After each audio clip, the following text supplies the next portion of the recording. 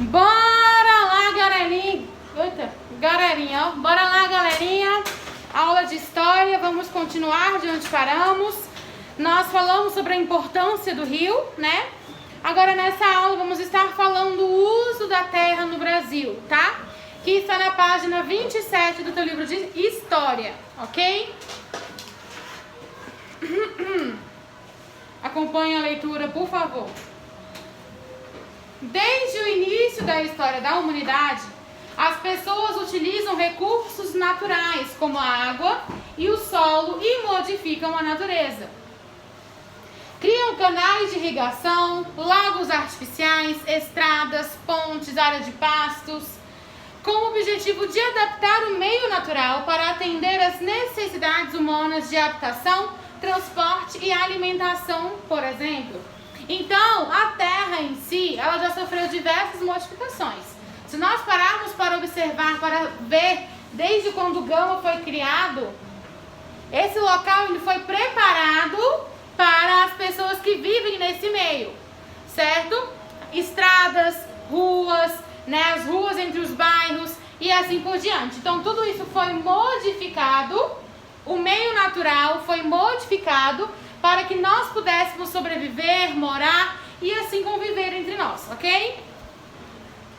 O território brasileiro até 1500, nós sabemos que 1500 teve uma grande modificação, que foi quando os portugueses chegaram no território brasileiro, ok? O espaço natural brasileiro passou por muitas transformações no decorrer do tempo. A ocupação da terra no território que hoje chamamos de Brasil ocorreu há 3.000 anos. Então, apenas 3.000 anos que aconteceu a ocupação neste território brasileiro.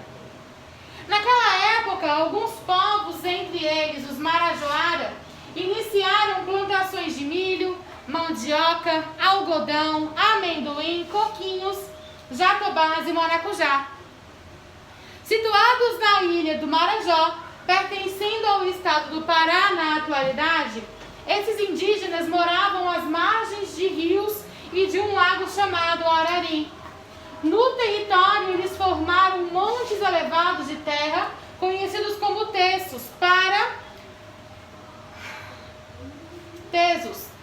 proteger suas moradias e plantações das inundações dos rios.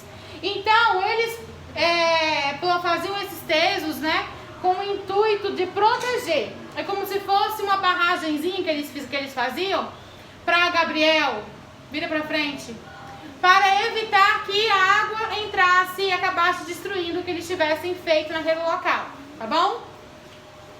A cultura marajoara tornou-se bastante conhecida principalmente por sua cerâmica. Aqui no cantinho, ó, tem a imagem de uma das cerâmicas que foi produzidas pelos marajoaras, tá bom? E é muito conhecida, então isso daqui tem um valor, tem uma importância enorme para a história, tá bom? Vamos lá. E essas cerâmicas, gente, elas também eram utilizadas como se fossem umas urnas, né? As urnas que eles guardavam os restos mortais de integrantes daquele grupo, né? Como se fossem as cinzas, né? Eles guardavam naquelas cerâmicas que eles faziam, tá bom? Vamos lá, Coivara. Até 1500, o território brasileiro era habitado apenas por povos indígenas.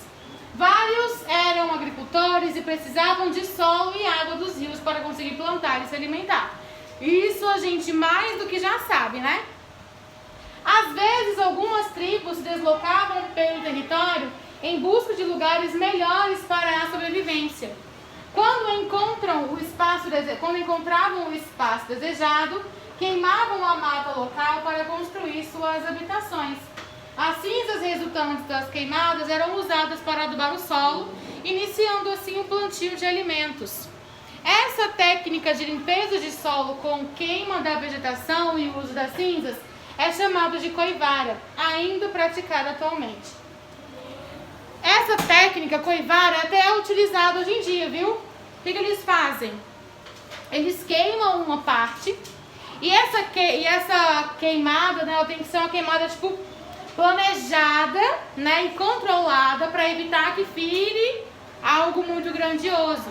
E essa queimada, ela é favorável para o solo. Claro que controlada numa área, num pequeno espaço, né? E aquela queimada que eles fazem, aquelas cinzas que sobram, né, dos restos daquelas árvores que foram queimadas, elas servem também como adubo para o solo. Então, com aquelas próprias cinzas que sobravam, né, eles adubavam o solo para iniciar as plantações. E até hoje praticam essa técnica, né, da coivara, que é o quê? Quando eles queimam uma determinada parte da vegetação, das cinzas, eles adubam aquele próprio solo para aí sim, né, estar fazendo uma plantação. Antigamente, quando eles chegavam no local, como foi falado aqui, que eles se mudavam, quando eles chegavam num local, que eles falavam assim, bom, aqui é um local bom para habitarmos. Eles queimavam aquele local, derrubavam as árvores e queimavam aquele local. Claro, tudo de maneira muito consciente. Eles não saíam queimando tudo, eles queimavam o espaço que eles precisavam para habitar. E daquelas cinzas eles já utilizavam para estar adubando o local em que eles iriam cultivar alguns alimentos, tá bom? A exploração do pau-brasil. A partir de 1500, com a chegada dos portugueses ao território brasileiro, as florestas começaram a ser derrubadas com mais frequência.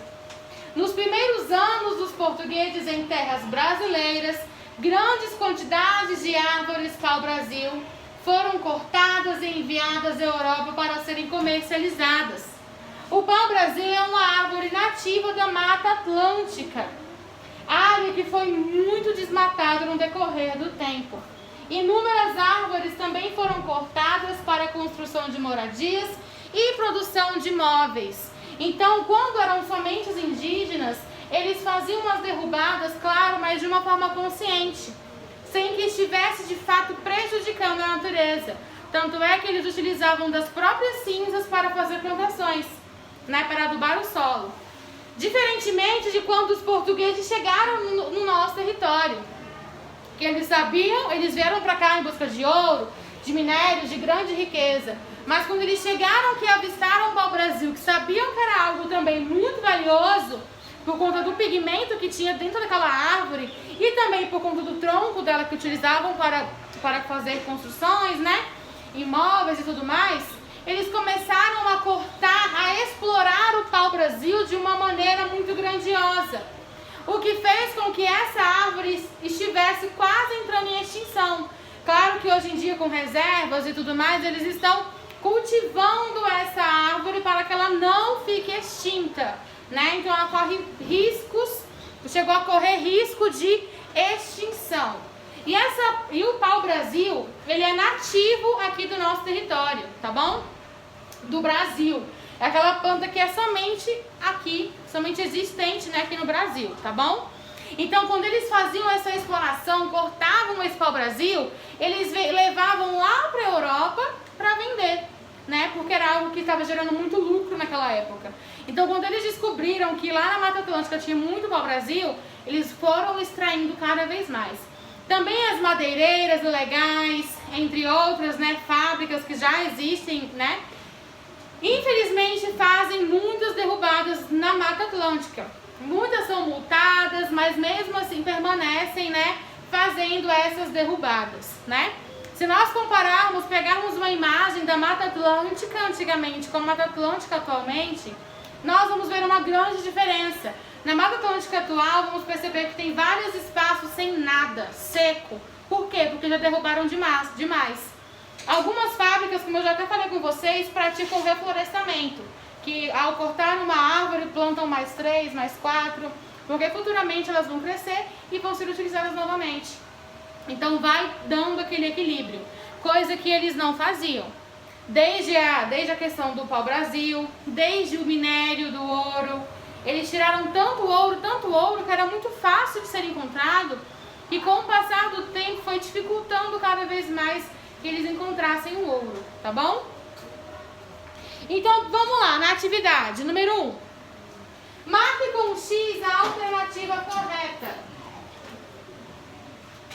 A construção de estradas, pontes, pastos e lagos artificiais não modificou a natureza? Certo ou errado? Errado. No segundo, diz assim: as pessoas alteraram o meio natural para adaptá-lo às próprias necessidades de moradia, transporte e alimentação? Sim. Número 2, na próxima página. Escreva exemplos de modificações que os seres humanos realizam na natureza para atender às seguintes necessidades. A. Alimentação. Que modificações foram necessárias para favorecer a alimentação?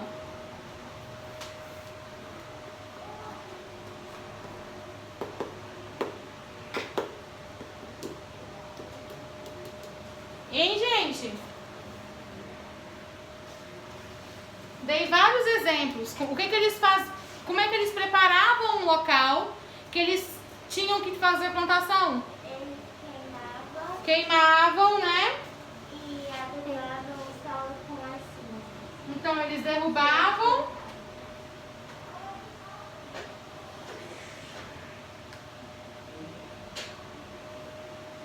Não copiem agora.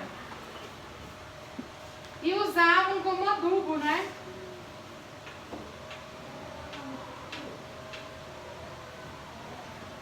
Então, gente, se eu chegar numa mata que tem vários tipos de árvores, tem aquelas gramas, tem vários tipos de vegetação, e plantar, eu vou conseguir? Não, uma que eu não vou identificar o que eu tô plantando, e outra que pode ser que não vingue, né? Que não dê certo. Então eles faziam a derrubada da floresta, queimavam, preparavam o local para poder fazer o plantio e também a questão dos pastos, tá bom? Vamos lá, o transporte, gente. O que foi feito? Eles construíram o quê? No meio ambiente, na natureza, eles fizeram o quê? O que eles abriram? Estradas.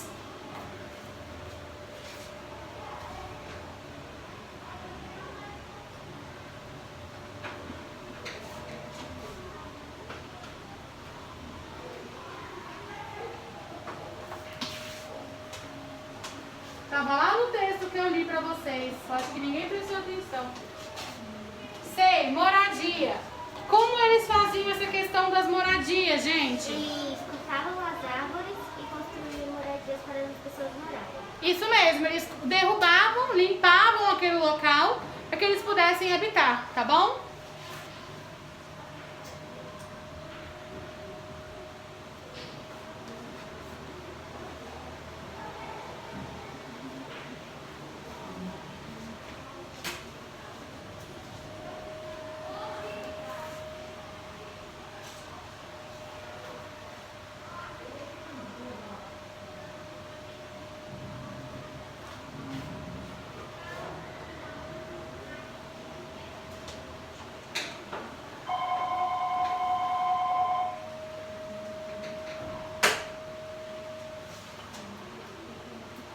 Beleza, gente? Deixa eu só atender aqui rapidão.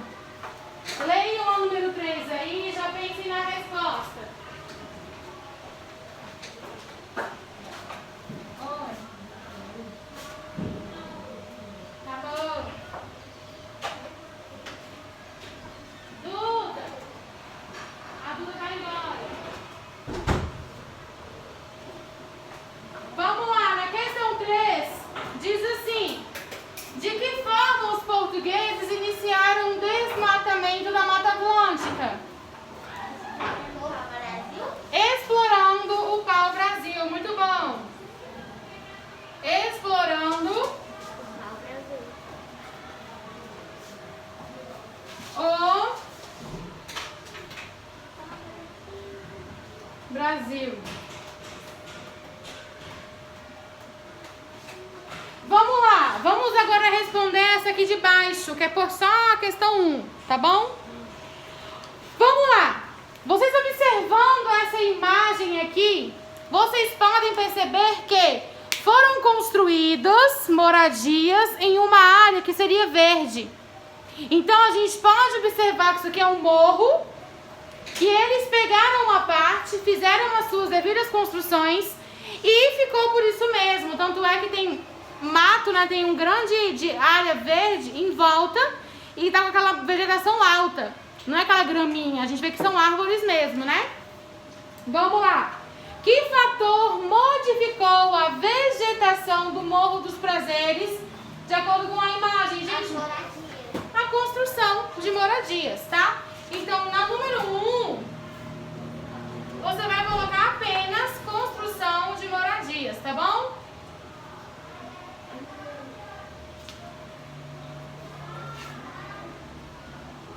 Minha letra tá feia porque tá bem aqui embaixo. Mas dá para entender que construção de moradias. Então o solo ele foi muito utilizado e ainda é utilizado a favor de nós, seres humanos, tá bom? São poucos os locais que pensam de fato na natureza. Henrique? Mas o solo ele é algo que nós utilizamos diariamente. Seja para o transporte, seja para a gente morar e assim por diante, ok? Por mais que a gente tenha a nossa casa foi construída onde? No solo, ok? Então essa foi a nossa aula de história, bem simplificada, bem tranquila, tá bom? Qualquer dúvida que vocês tenham, Juju, pode comentar aqui e vocês podem tirar suas dúvidas, tá bom? Beijão!